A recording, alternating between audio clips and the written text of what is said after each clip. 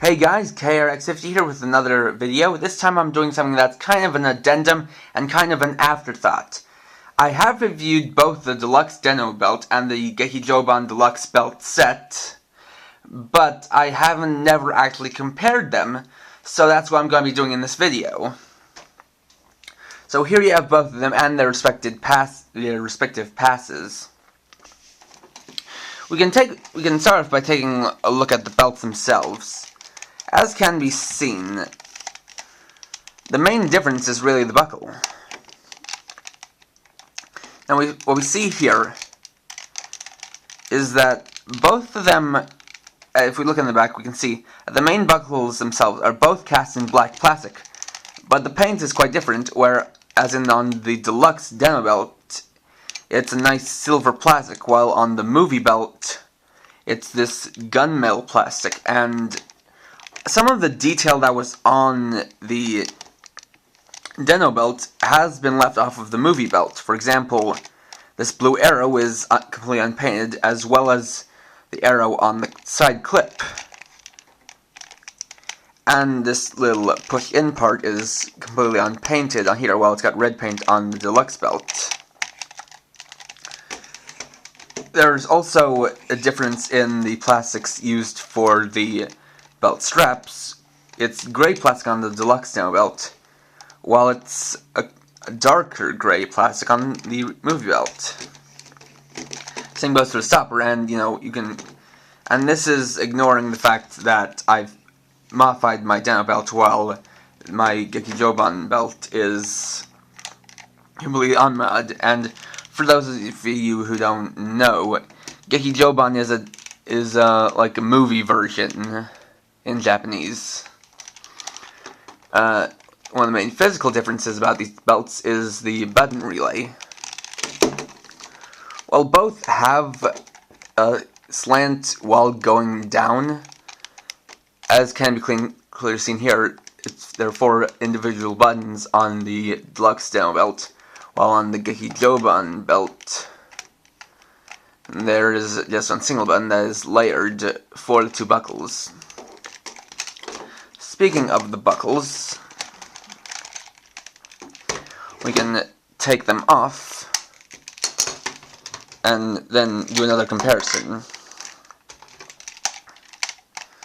On the Deno belt, it basically has all this chrome paint. A lot of it's been scratched off my belt, but initially it came with all this chrome paint on these little detailed parts, which they left completely unpainted on here because of the 2 buckles that relay over them.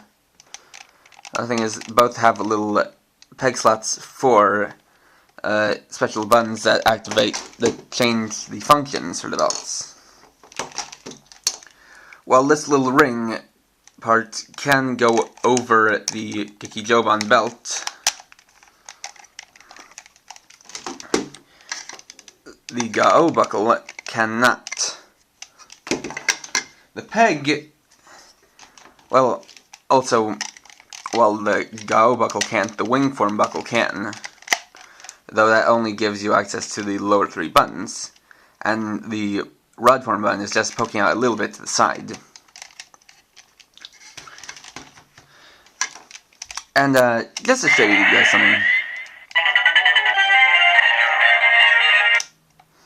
despite the wing form buckle having some slightly translucent blue plastic, the translucency isn't strong enough to affect the colors of the lights on the Deno belt.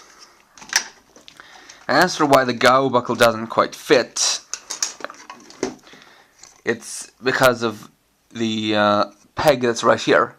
It's not quite the same. It's not really the same size as the one on the Keitaros, and as such, it won't really fit on. Though both of these do have their own way of working. Now you've got the Deno belt, where you can really mainly only get to that notch with something like the Keitaros or something small and thin like a paperclip.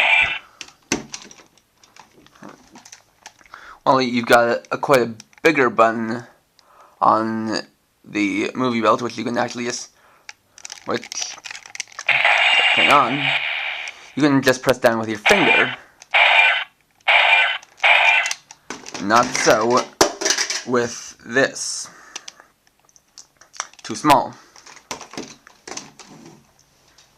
Just picking up the wing form buckle, which fell to the ground, we can now compare the passes. So as can be seen, they're the exact same size and shape. Both work on, well, a similar hinge system.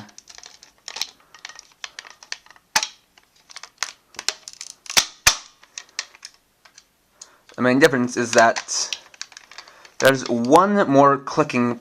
The Master Pass has one more clicking point than a regular Rider Pass, being on the front part at this point, so that it generally stays like that, while if you have a regular Rider Pass, it's just like that, just hangs down, which makes this a little better. And we can see here these two are really almost identical. They even have these 4 colored sections down in the corner, but they just have some little white replaced with gold.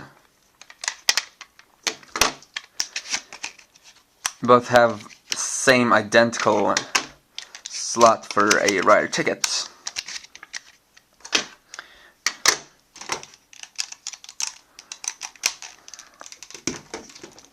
And just getting these back into place.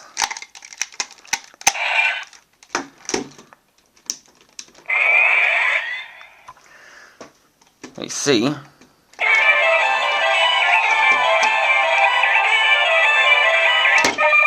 that they function the same.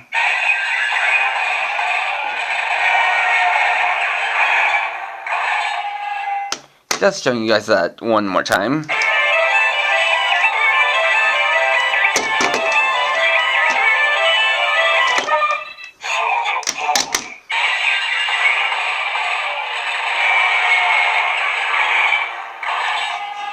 And they also function the same for full charge.